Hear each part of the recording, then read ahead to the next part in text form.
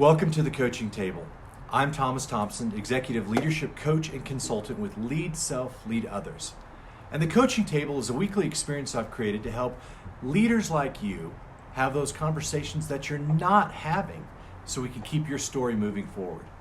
Well, this week is part 4 of kind of a series we're doing called Leading Through Listening. I've always believed that leaders are learners, but I have truly come to believe that leaders are listeners. Now, some leaders, that's hard for us to understand because we like to emphasize telling, not listening, right?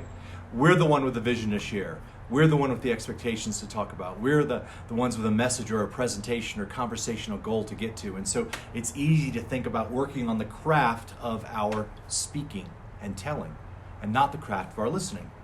But we learn a leadership principle from the brother of Jesus Christ in the book of James chapter 1 that is one of the most powerful leadership practices in the world. It says this in James 1:19, everyone should be quick to listen and slow to speak. That phrase is so amazing, quick to listen. When we get quick to listen, when we get slow to speak, that means we will end up saying less, but what we say will carry more power because we are tuned into a conversation and we're not wasting our words.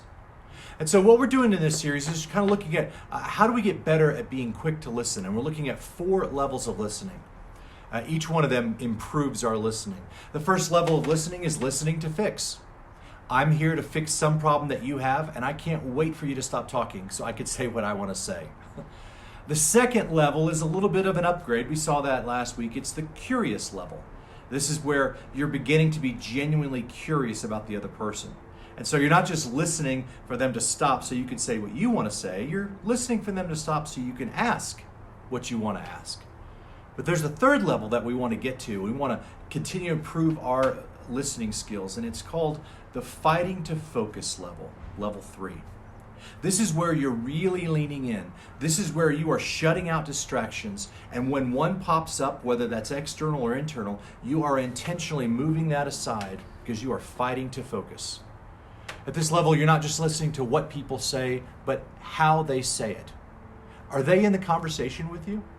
Are they distracted? What is their body language saying? You are paying attention and really leaning in. Now, one thing to practice to get at this level, I actually learned from Mr. Rogers. I saw an amazing movie a few years ago called A Beautiful Day in the Neighborhood. It was based on a true story about a reporter who was going to write this article about Mr. Rogers. However, he didn't believe that anyone could be as genuine as Mr. Rogers was. And so he kind of set out to write an expose. He was going to expose Mr. Rogers as a fraud. So he calls the studio to make an appointment with Mr. Rogers, and lo and behold, he actually gets Mr. Rogers on the phone. At one point in this conversation, Mr. Rogers says to him, "Do you know what I'm doing right now? You know what the most important thing I'm doing right now is?" "What's that?" the reporter said cynically. He said, "I'm talking to you." You see, for Mr. Rogers, it didn't matter with whom he was speaking. Maybe it was a child with disabilities that had visited the set that day. Maybe it was a reporter interviewing him on a phone. Maybe it was his wife. Maybe it was the waitress bringing him coffee. It didn't matter. He treated every conversation as if it was the most important one he was having in the whole world. There was no more important person than the one right in front of him. Now, I've taken from that practice something I've been practicing the last few years, and it's this. It's a preparation prayer I pray before I walk into any conversation. I may be getting out of my car and walking into the coffee shop. I may be sitting down and getting my Zoom call all ready. But it's this sentence, and I say this sentence every time. God, for the next hour, may so-and-so be the most important person in my world. And I pray for that. And that means that there is no other person that I'm going to allow to distract me. They and this person in front of me and what God is doing in them is the most important thing in my world. I'm going to serve them more powerfully when I'm fighting to focus.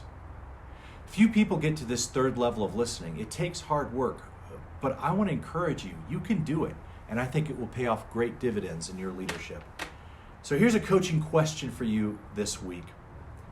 In this conversation, how can I focus on this person as the most important in my world?